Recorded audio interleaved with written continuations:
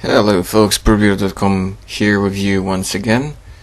Some modern action this time. On the bottom side, that's again like Abzan company, the Malaria combo, etc. and so on. But this time around, on the top part of your screen, it won't be Jessica control, but it will be blue-white control or blue-white Titan. It's quite a bit different from the Jeskai Resto Kiki mid-range control. And it is more interactive. Pain from a hallowed fountain turn 1 into serum visions from the blue-white. The main catch of the blue-white is that you have verdicts, your mana base is stable, you're just 2 colors, and you have Sun Titan for a lot of grinding capabilities. And you get access to Detention Sphere, which is pretty bonkers right now. So basically you have the best removal, sweepers, counter spells, a lot of value creatures and stuff like that. So Razor's Verse Figurant's a bird, his turn 2 is just a Ghost Quarter pass. Also because you're 2 color decks, so you can utilize Ghost Quarters to slow down Eldrazi decks. Kill their eyes and temples, and you can buy them back with the Sun Titan. So basically, once you clean up the board and with Verdict, and maybe Ghost Quarter to your opponent at least once, then you cast Titan, bring back Ghost Quarter, use it up again, and then they should be quite limited in terms of their powers. Okay, fetched up turn 2. Attempted Witness. Basically, I just wanted to get this fetchland back. I think my hand was not very tempo-ish. Of course, losing a Witness here sucks, but I think my hand featured collected companies and chords of calling. So Witness get mana leaked, so it get countered. I didn't get my land back, but it's not a huge loss. It's not a huge loss. Of course, in matchups like this, you may want to have access to triple Witness, but because Witness is so slow against Eldrazi decks and Affinity and so on, 2 seems fine. Some of the dedicated builds with a bunch of Fiend Hunters and really a lot of hate for Eldrazi decks, they feature just 1 copy. Sometimes I play 2 because it's not just Eldrazi, there's still other decks out there, especially in the paper metagame. I think his turn 3 was just a tapped fountain and a pass. Or I think maybe not a fountain, perhaps just a colonnade. So I was thinking about my turn 3, what I could potentially do here. Don't remember what was my hand at this point.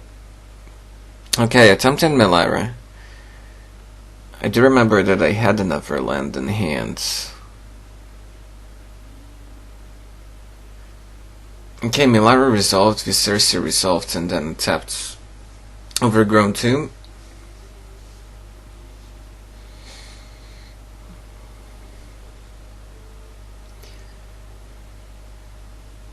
All of that resolved, so I'm kind of suspicious what's gonna happen here on his next turn.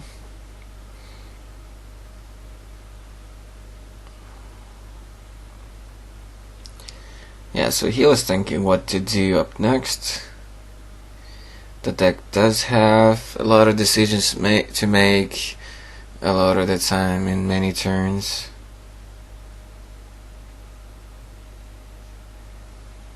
Okay, fetched up something of the flooded strands.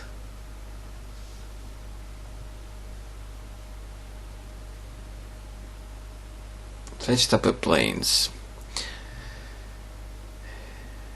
I think there are some cryptic commands in the deck, but you definitely need quite a bit of white, that's for sure. Between stuff like Flicker Wisp, Will of Omens, your Spot and Mass Removal, and Sun Titan and so on.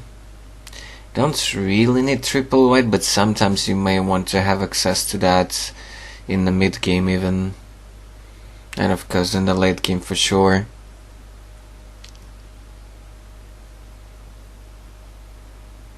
I don't remember the exact list. I saw his builds.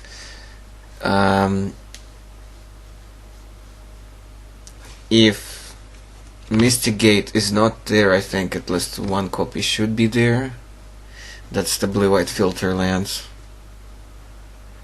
Because between Verdicts and Cryptics and double white spells like Flicker Wisp, I think at least one Mystigate should be in the deck.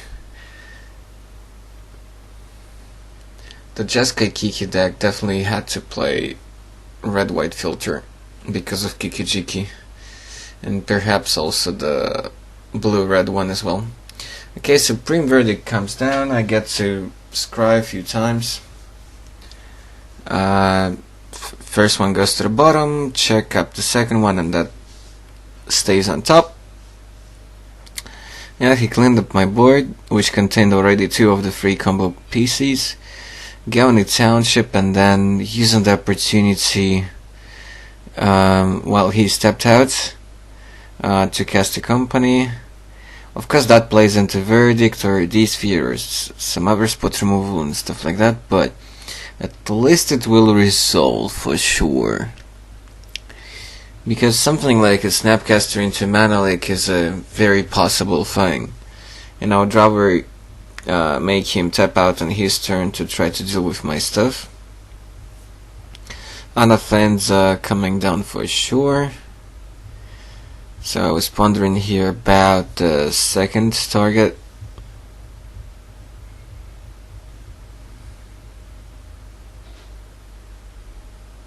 Some people actually have seen try to play one copy of Liliana Heretic Healer in the deck, but I don't really like it. It's some value, etc., but on the other hand,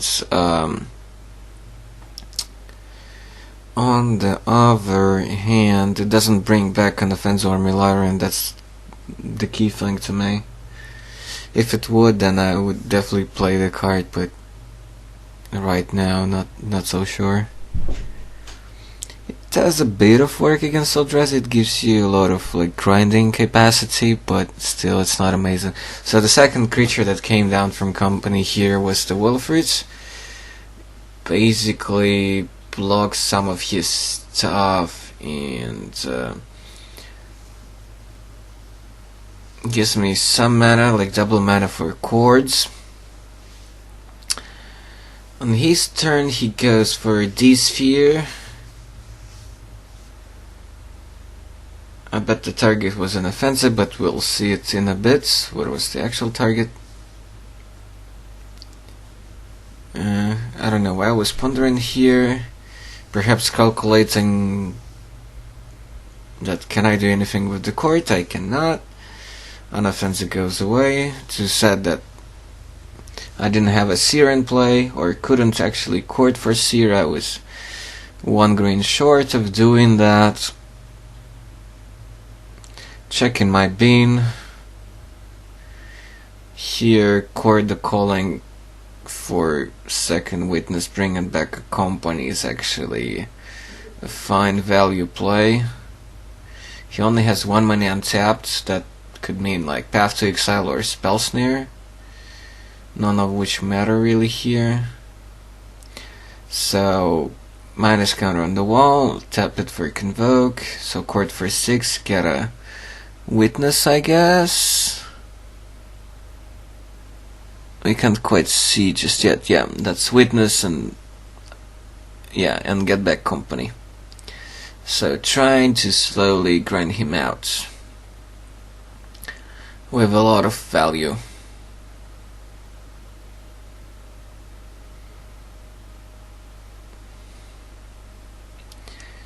nothing on the board is worth spending a path to exile, so there is that. Again, don't remember exact list of the blue-white. I'll try to link it, or at least send it in the comments below. This list of blue-white. My thoughts are that, well, of course, Spread and Seize is awesome as well in this deck, but I would probably play at least in the sideboard 1 or 2 Condemn in addition to Path to Exile. Of course, you have already a lot of removal and sweepers, but still.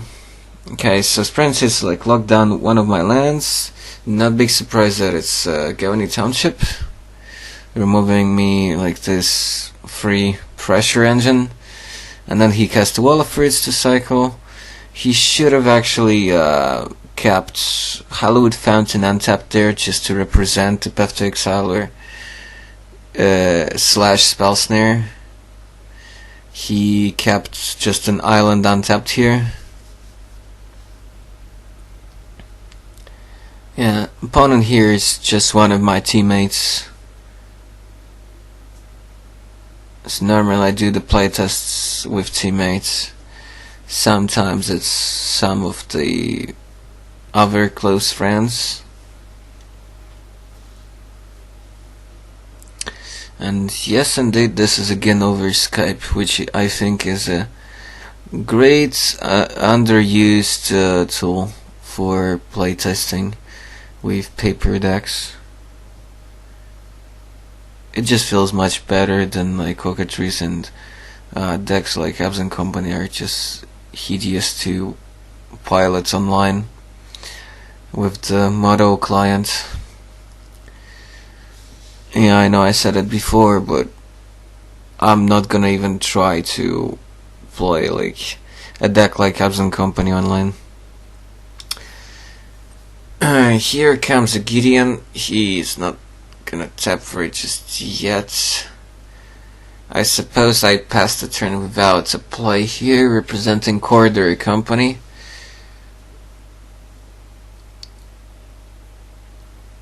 I'm actually of the opinion that, well, Gideon is pretty good.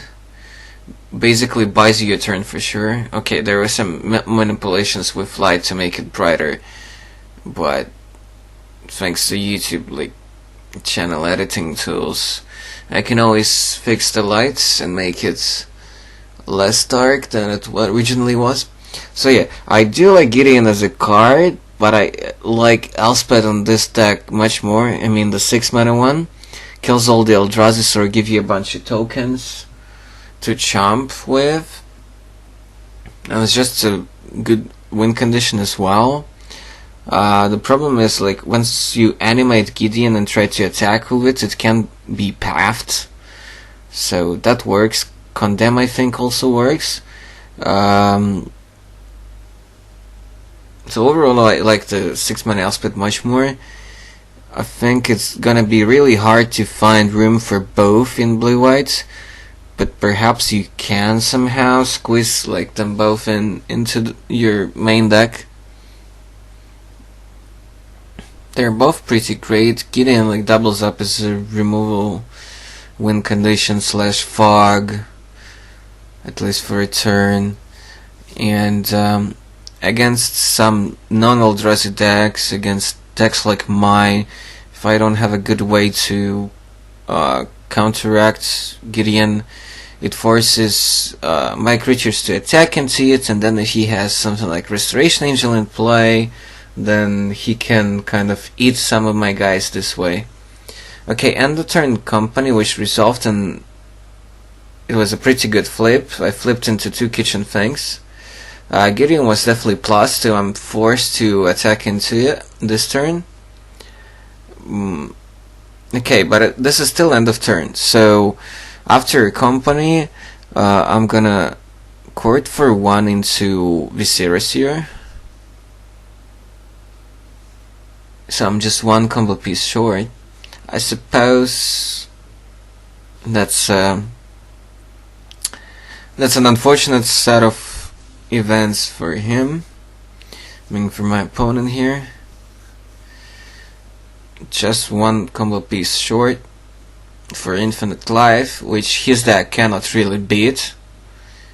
Even though he can try to grind me out so that I deck myself, but even with Supreme Verdicts, at some points I'll just get ahead and assemble a combo once again.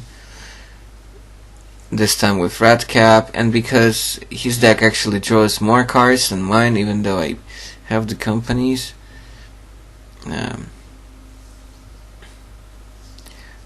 It's likely that he will deck first.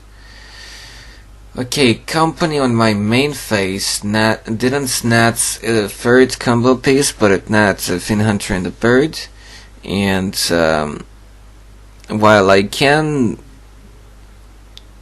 target his wall and eat it with this trigger on the stack, and basically this way get rid of the wall forever, I think it's not really worth it. If he would have like a Restoration Angel in play or his own Kitchen Finks or something, then probably would have tried to do that. But instead I hid away Eternal Witness so that later on I can, in face of removal or sweeper, eat it, or dice like brings back the Witness, Witness brings back Company, etc. So okay, I attacked with the attack with the Seer and 2 things. He blocks 1 things. Gideon goes from 8 to 4. Pass the turn. He untaps, draws.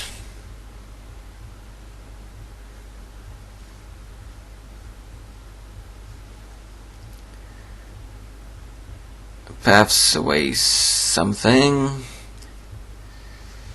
I don't know which one you should path at this point. I think the better one to path here is Seer, because for sure you'll get rid of that, and it may force me to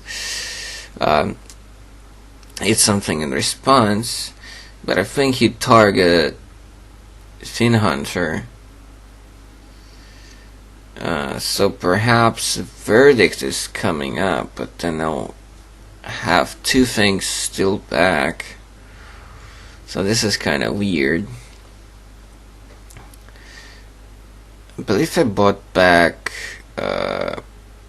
Company with the Witness. I think it was the best play, although if he doesn't have the Verdicts, it might be better to get back a Chord, because this way I can not a combo if he doesn't have a lot of answers in his hand.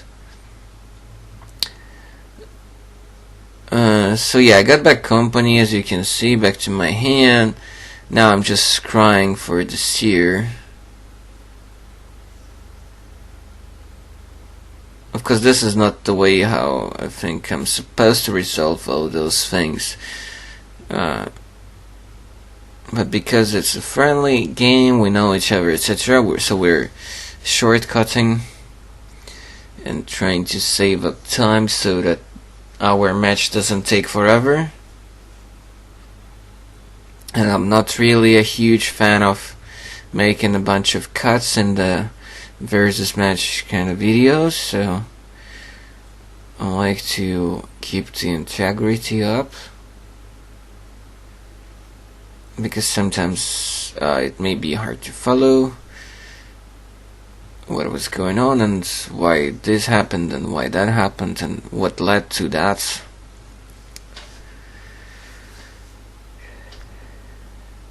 Not playing at the highest speed possible or desirable, because we do have time and we're not really limited by the usual tournament structure. Okay, I think actually the target for the path was Seer. Yeah, okay, now he basically trapped me. Now I got trapped. After Seer went away, he cast another sphere, and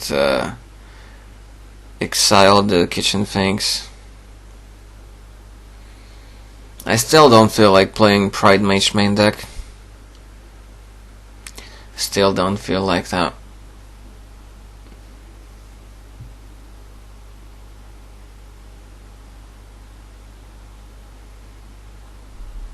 But definitely one of the great cards in this matchup.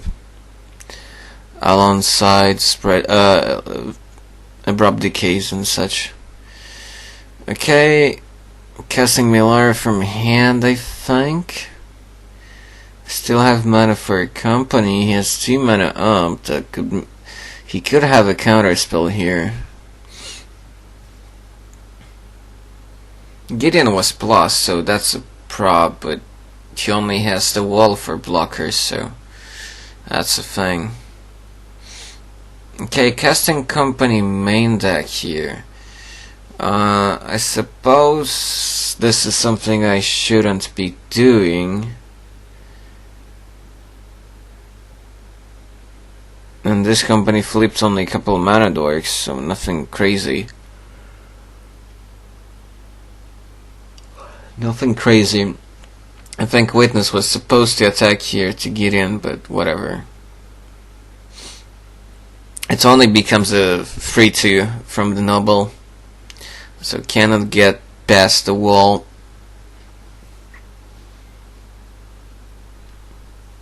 Okay, this game is now looking sort of grim. Okay, it's his own kitchen things. Good for him. Oh, we're both still a pretty high life total.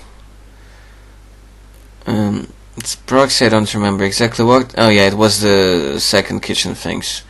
Because a friend of mine changes decks all the time, and sometimes cards are just coming from our friends circle just before the tournaments.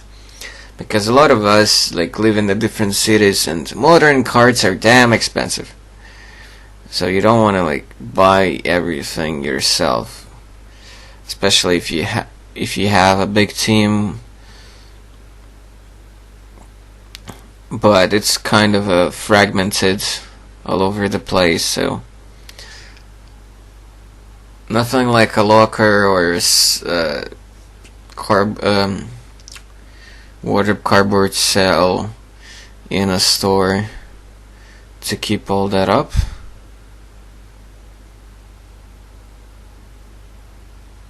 I used to have that with one of the teammates, but that didn't really work out. Because we wanted to play certain decks. I wanted to play one deck for a long time, like this one, Abzan, and he just likes to change decks all the time. In such circumstances, having a common pool is not very comfortable. Yeah, double kitchen things from him, and I think I scooped it up because I didn't draw anything really. And he had just a better position. So yeah, I ran out of gas. He just had a lot of answers to a lot of things. If that last company would have flipped into something a bit better, then maybe I'll continue, but I was just saving up time. I was too far away from comboing in, and he had too many things and too many cards in hand still.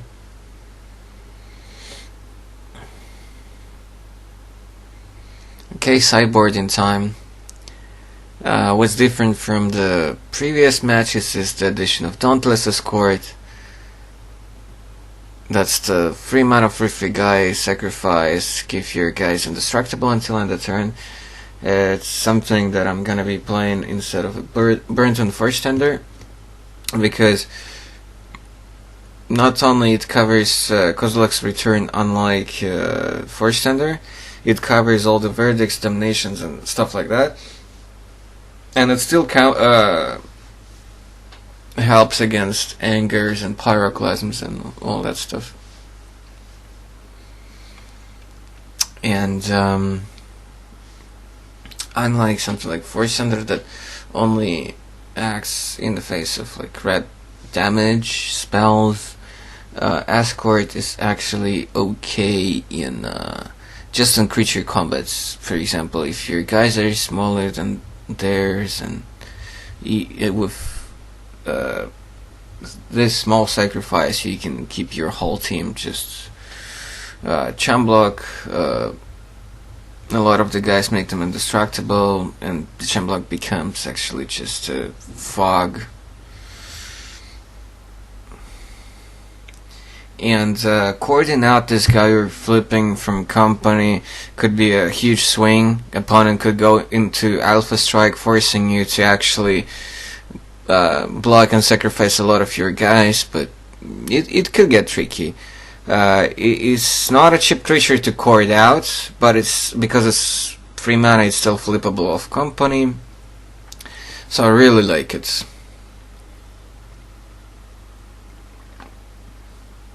I do really like it. Another card which I will be trying out, hopefully more soon against some other Eldrazi builds. So I've play tested against Carless and Blue Red. That stuff you can also see in the same playlist in this on this channel. But while I did play in some small local open against Red Green a couple of times, and I lost because they drew all the removal and returns and world breakers for whatever, for lands, and just grindy silly matchup. Yeah, return is annoying. Let's say it that way. And I just had worships. I had like only one Fiend Hunter. I didn't have a big game hunter in my sideboard. So now a card that is new for my sideboard, but it's not gonna come in here, is Hornet Nest. I am gonna try to find a BGH like for my sideboard soon. I want at least one in there, that's for sure. But Hornet Nest is also amazing, like against all other creature decks, but not against this one, of course. But Escort is real sweet. Then in the sideboard I do run like Archangel plus Spikefitter.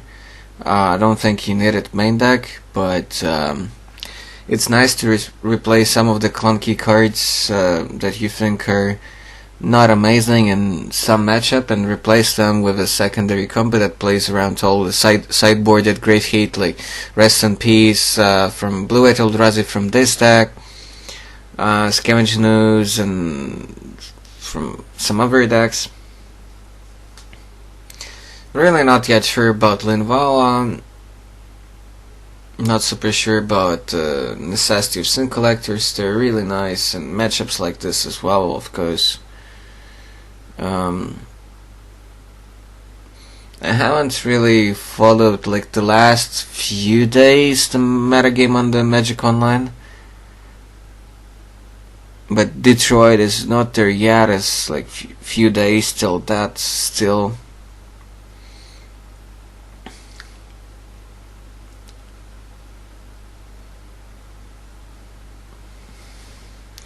So perhaps there's not that much blue-white X control just yet, but I do like it in the metagame.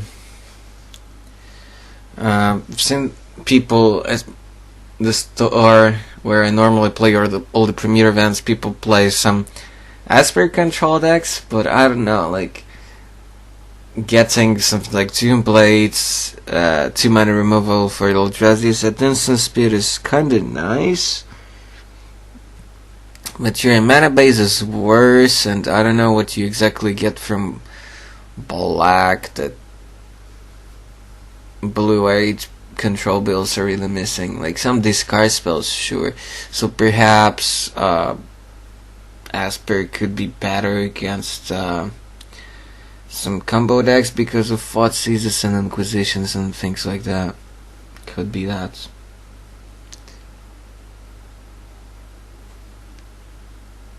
Could be that, but other than that, I don't see a real benefit of splashing the third color. Bolts are not exciting right now, and you get like all the essential removal from white anyway. Go down to 18, Overgrown Tomb into Noble.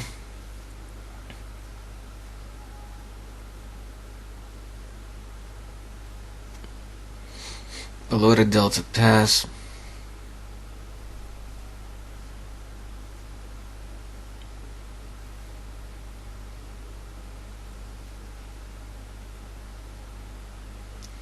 Crack in the marsh flats for 8 planes. Don't need a swim here. I think I didn't set in fulminator, though there's a chance I should have, because okay, this build did have a fin hunter, but fulminator is also okay to destroy a colonnade. Sometimes also could cut them off mana so that they can't cast a verdict. Anyways, turn to Sin Collector. Should be good, because he can't spell snare it, he can't spell pierce it, so it's probably gonna resolve. But it depends on his hand, whether things can work out fine for me or not. Okay, Path, Fortress, Ghost Quarter, Kitchen Finks, Mana Leak, second Mana Leak, and the Spell Snare. I mean, while I'm choosing, he's gonna fetch. Don't remember my hand at this point. Taking away Kitchen Finks doesn't do much. Taking some of the counter spells doesn't do a whole lot. Think I still didn't really care so much about paths. Didn't know. I think my hand was a bunch of dig spells. And there again. So I took one of the mana leaks. Because once he spends one, then it's easier to resolve some spells. Fortress and the pass. The Sin Collector is gonna prompt a path, or it's gonna do a lot of damage. Okay, coming in, Exalted, so he hits for 3 damage unless he's gonna path it. He's not gonna, because he needs to sit on the counter spell. If he paths here, I can respond with a company, and that's something he wouldn't really like to happen. Right, just casting Witness here, because if he mana leaks that, I'm fine. He can spell pierce it, spell snare it. So, rebuying the lands, cracking the lands, and playing another bird. Okay. There could be a problem here. I think the land I returned here was a marsh flat, so... Oh no, I can't see here clearly. Perhaps it was a green fetch, which meant I could actually take force here. Yeah, it was a heath, so marsh flats in hand. Kinda telegraphing my opponent that I'm a little bit flooded, because that's a few too many lands. He just played the land and passed. Attacking with both because it translates into 1 more damage if he has nothing. So just laid down marsh flats, and I think I just passed the turn.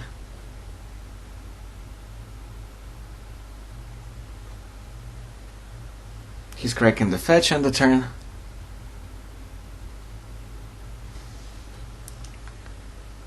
Tapped Hallowed Fountain. I could attempt a Corridor Company on his upkeep to make him tap out for Mana Leak. Looks like I did not.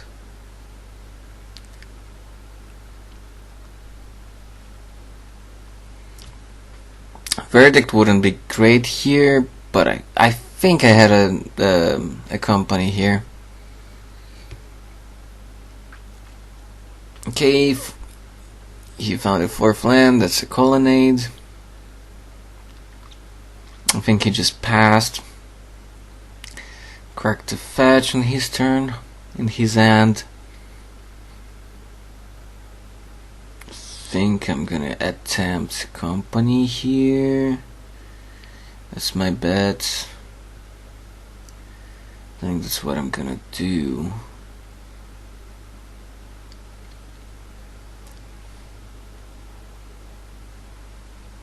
I think that's what I'm gonna do. No? Okay. Interesting. Perhaps I was kind of flooded. Because if I had any instants in hands, I think I should have tried to cast him and get rid of this Menelik from his hands. But perhaps I thought I don't have to do really anything. I have some pressure in board. He took it all in, so he's down to actually 7 already. Maybe I just wanted for him to tap out loud to try to deal with the creatures already in play. He does have a 5th land here, Ghost Quarter.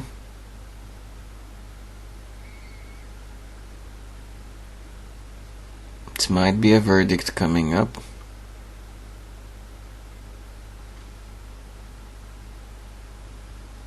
Might be a verdict coming up. Okay, just a kitchen, thanks. And he sits back on Menelik. Okay, now he has a blocker and the guy that can actually trade with my creatures and get him some more life, etc. A sacrifice in the fetch land. End of turn again.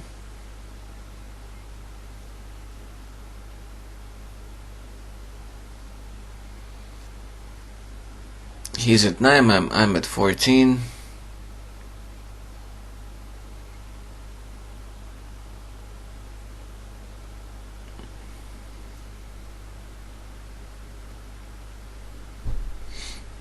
Okay, attempting company, I can pay for the Menelik.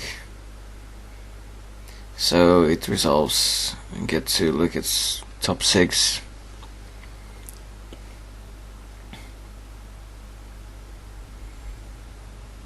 Checking up with my hands.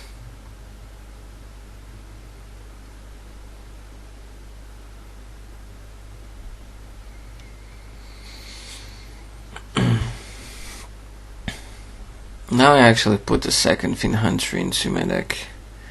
Yeah, I think that day I already had both in there. I don't know if I took one out. Okay, here you see actually Proxy Escorts. It's actually just one of those allies, but it has the same cost and etc. Now I already traded it off. So I have the actual escort and the spell scout as well. So basically he can't now deal with escort, path it and then verdict, because there is a spell scout, and escort keeps him off of verdict, so my creatures are all safe. Now he needs double path and then verdict to clean my board,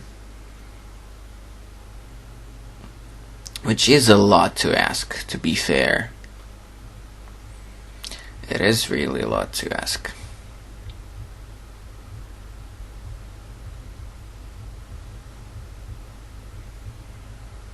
Basically came up with the idea of the escort because I know I used to play it in the sideboard of the dark bands from that standard deck years ago, which played Birder Noble into Door and the Siege Tower into Rafik for a huge amount of damage, and escort was standard legal at the time. It's from Alara Reborn, I believe. Anyways, from that block. Oh no, it's Conflicts. I think it's Conflicts. The same set the Path to Exile is originally from. Okay. Don't exactly see what I added to the boards. think another mana dork or I added a witness.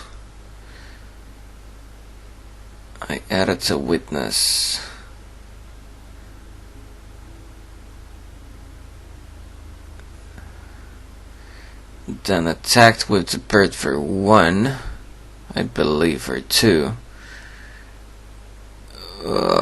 Trying to make it all visible for you all. Oh, okay, so it wasn't the witness, I think. I just cast the kitchen things of my own. Still, my board is protected from spot and mass removal. Okay, he attempts a spells path to exile onto something. I pay 2, it goes into Spellskite. And I get to fetch the last remaining basic land from the deck. Cause me and most of players play 2 forests, 1 plains, 1 swamp in this deck.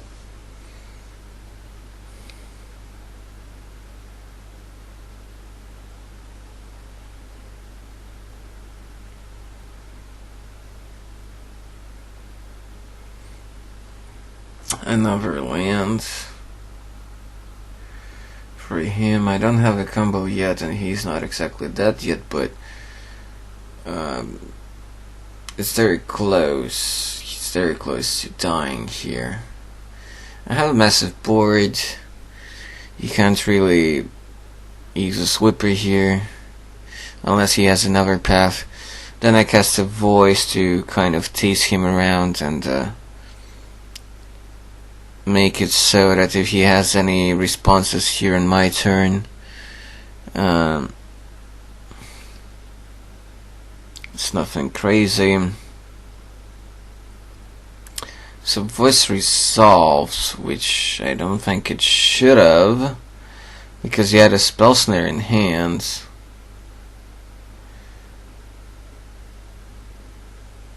Kitchen Things goes to attacks. He blocked with a colonnade.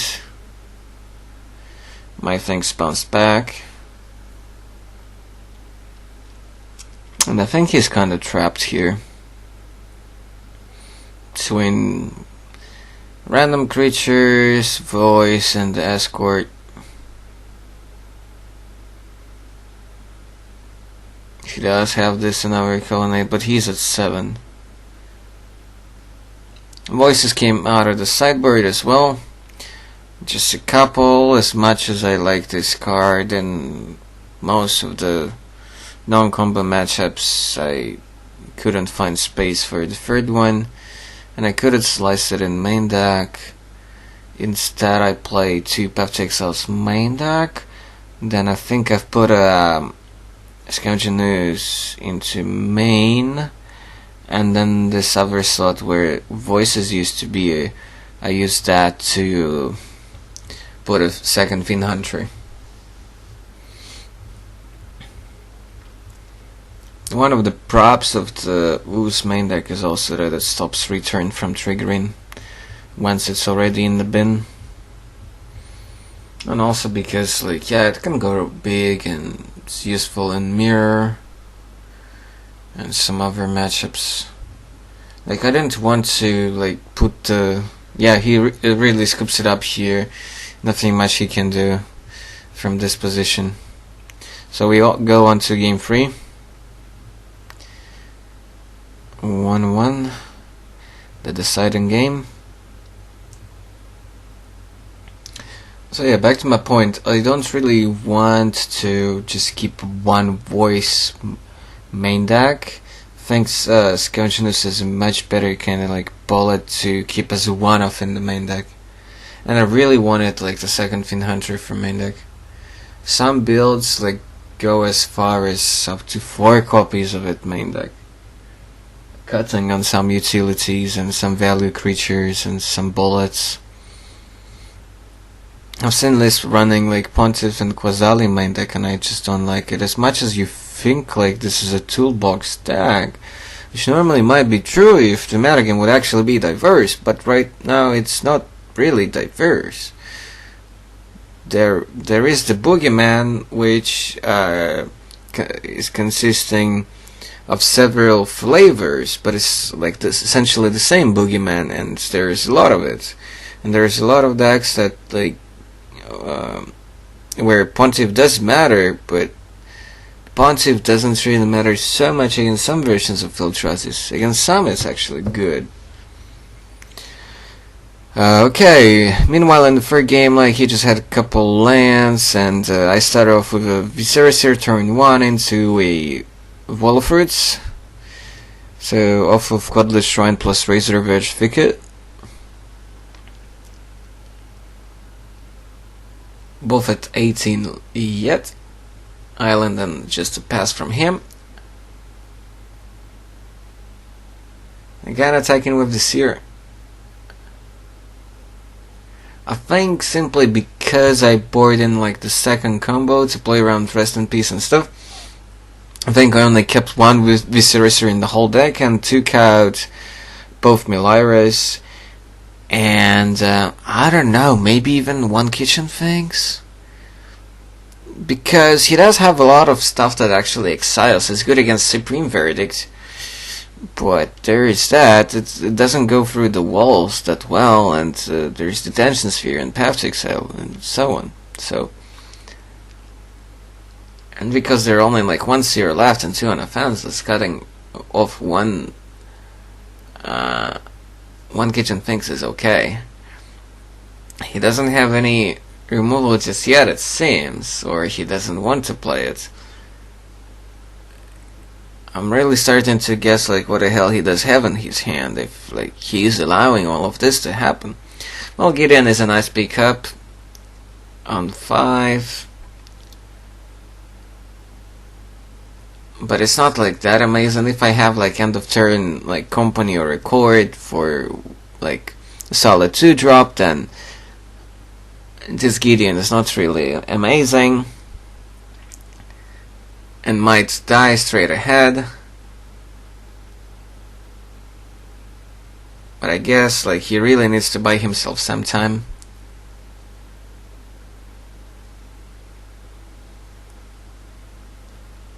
So end of turn I blow up this fetch. Let's see if I have any of the dig spells here end of turn. Okay, looks like I do have a Company here. Really need some creatures with power and not just walls or spell skites. Well, something. Noble plus a Sin Collector, which can get rid of a Verdict out of his hand or something like that. It's too bad it's not just non-creatures, just instant or sorcery. I see 2 negates and I think something like Kitchen Finks. Don't remember exactly what were the proxies there.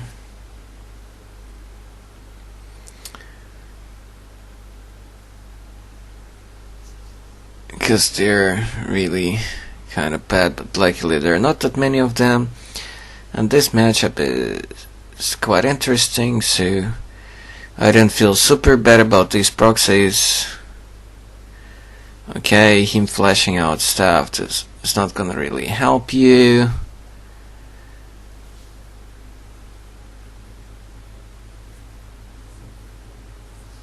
But I think it wasn't anything ridiculous.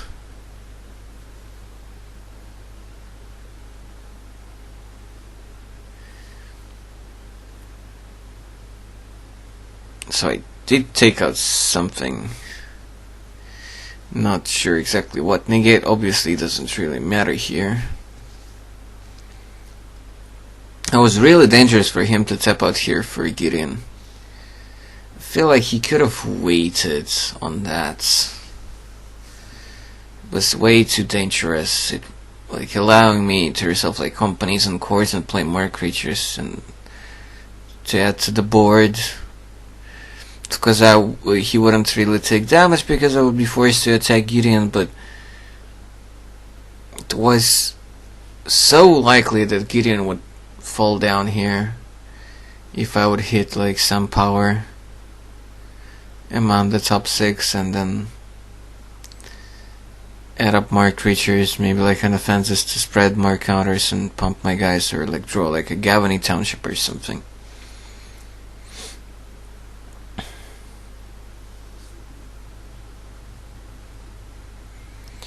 Yeah, sorry folks that I don't exactly remember what's the remaining cards in his hand. But as far as I remember, they weren't anything like that big, that important.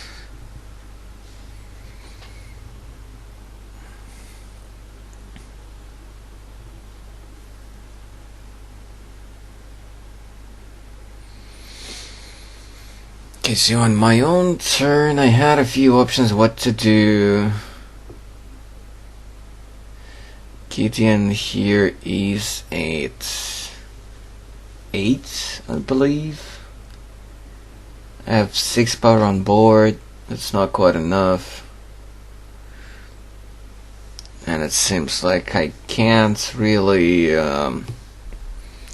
knock him down. But if I don't do that, then I'm gonna get a risk of him killing one of my guys here with the minus ability to destroy a tapped creature. Even though with the Syrian playing the kitchen things, I didn't really want to attack with them. And felt really not that eager to tap them for Convoke from Chords. Cast a Company here. I believe I did have a Chord Calling in hand. He's tapped out, so he can't negate anything.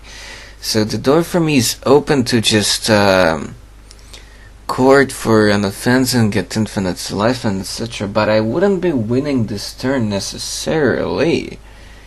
And I don't know, because this is fair game decider, he might want to grind it out so that I don't get the opportunity to actually have something to really kill him, and then I would deck out. Okay, Company, that's a voice and the second wall here, but yeah, but what's crazy here, I have to attack with the creatures. I hope I didn't mess that up. And I don't want to attack with them, so I suppose I have to Chord.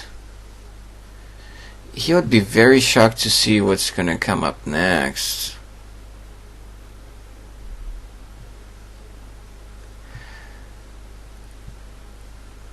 So instead of just going for infinite life, which might not be enough, and really not playing super safe around Verdict, in this game I try to be really ballsy and take the risk and just try to have more fun.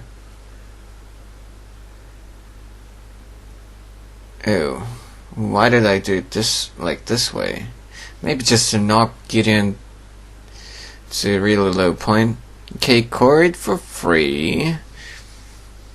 Now I get a Spike Feeder into play, so I just need to get a Archangel Thun.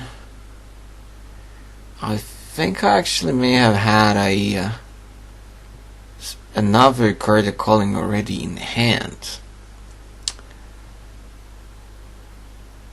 So now I'm playing it in such a way that if he draws poorly, then I can chord out Archangel next turn and just not only get infinite life but kill him to make sure that this game ends right there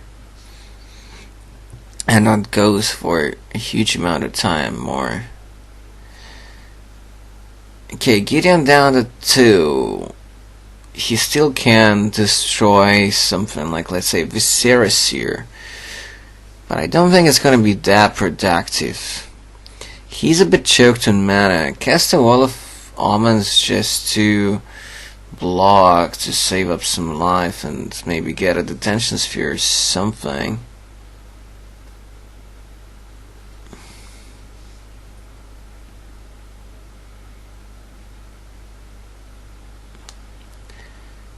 I don't remember exactly what's that, but we'll see the result of it in a moment. I think it's the kitchen things, but I'm not sure. He didn't gain the life, so perhaps it was a Flicker Wisp. Thinks that's what it was. So he blinked a Wall of Almonds to just draw more cards, and he just plus the Gideon up to 4. But what I did is just to play an Archangel from hand, I believe. Yeah, that's what I did. Added another voice just for funsies. And then, okay, like we have a... I know, it's another chord, right? Yeah, it's another chord for the Archangel. Yeah, it's another chord.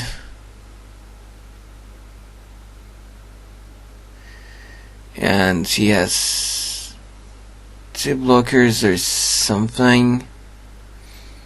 But if he blocks, then yeah, they're both gone, etc. Okay guys, thanks for watching.